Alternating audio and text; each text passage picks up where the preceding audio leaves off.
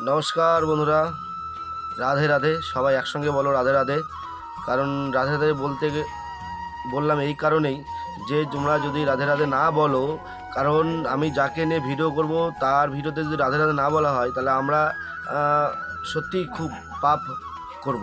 তো সেই জন্যই আমি রাধে রাধে সবাইকে বলতে বললাম।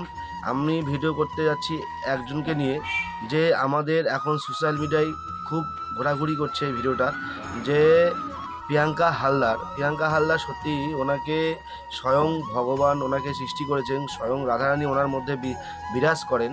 সেই জন্যই ওনাকে নিয়ে ভিডিওটা করছি। উনি যে এত সুন্দর দেখতে এবং ওনার যে এত সুন্দর কীর্তন আমরা শুনি, তো যাই হোক, আমাদের ভালো লাগে, আমার ভালো লাগে, কার কী লাগে জানি না। তো ওনার এই ভালো জিনিসটাকে আসলে এই সোশ্যাল মিডিয়ায় কারো ভালো লাগছে না, অনেকের খারাপ লাগছে, অনেকের সহ্য হচ্ছে না। কেন ভাই? উনি কি দেখতে ভালো সেই জন্য, না ওনার কীর্তন ভালো সেই জন্য, কোনটা?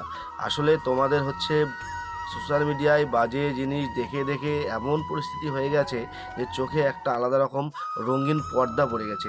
সেই রঙিন পর্দা থেকে তোমরা বের হয়ে আসতে পারছে না। সেই জন্য তোমরা সব সময়ের জন্য ভালো জিনিসটাকে সব সময়ের জন্য বর্জন করো, আর খারাপ জিনিসটাকে সবসময় গ্রহণ করো। তো এই যে ভালো জিনিসটাকে একটু গ্রহণ করতে শেখো, আর খারাপ জিনিসটাকে একটু বর্জন করতে শেখো, তাহলে দেখবে সব কিছুই তোমাদের কাছে সমান হয়ে আসবে। অনেকে অনেক রকম বাজে কমেন্ট করছো, সেই কমেন্ট আমি পড়লাম, পড়ে দেখলাম যে এই ধরনের কমেন্ট করা এখানে যায় না। যেখানে তোমাদের বাজে কমেন্ট করার কথা সেখানে তোমরা কেন করো না, কিন্তু এই ভালো জিনিসের মধ্যে তোমরা কেন বাজে কমেন্ট করতে আসছো? তো যাই হোক, আমি কমেন্ট নেই 2-4 কথা বললাম, আর বেশি কথা বলবো না, ভিডিওটা অনেক বড় হয়ে যাবে। তো নেক্সট ভিডিওতে আবার কিছু বলবো, তো তখন তোমরা শুনে। যাই হোক, সবাই একসঙ্গে বলো রাধে রাধে।